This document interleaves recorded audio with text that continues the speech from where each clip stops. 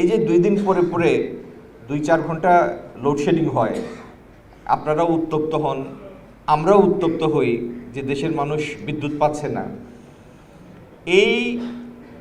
এই অবস্থার সৃষ্টি হয়েছে 17 বছরের জবাবদিহিহীন শাসনের ফলে।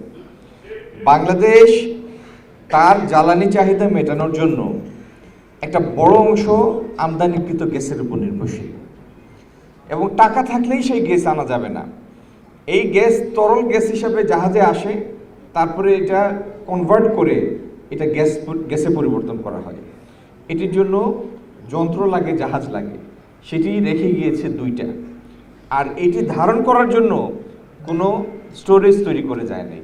তার মানে এই দেশটা যেন সবসময় এই চক্রের কাছে নত থাকে, যাদের দিয়ে আমদানি করা হবে গ্যাস, এই উদ্দেশ্যে এই কাজগুলি করা হয়েছে।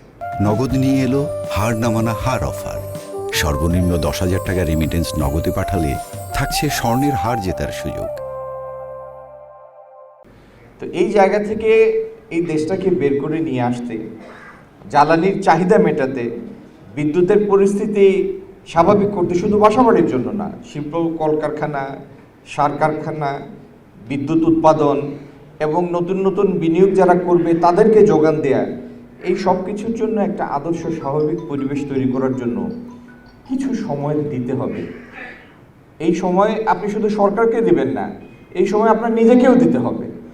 এর মধ্যে যদি 2-4 ঘন্টা লোডশেডিং হয়, ঘাম ঝরে স্বাভাবিক জীবনযাপন ব্যাহত হয়, মেনে নিতে হবে যে সেটার জন্য 17 বছর এই কুশাসনের ফলে বা অপশাসনের ফলে আমরা উত্তরাধিকার সূত্রে যেটা পেয়েছি, এটা থেকে বের হওয়ার জন্য এই সময়টা একটা ট্রানজিশন টাইম, এটাকে মেনে নিতে হবে। এটার তো কোনো বিকল্প নাই। কারণ এই জিনিস ছুমন্তর বলে আনা যায় না, জাদু করে আনা যায় না। এটা একটা বাস্তব ইনস্টলেশন, এটাকে বাস্তবে রূপ দেওয়ার জন্য কিছু সময় লাগে।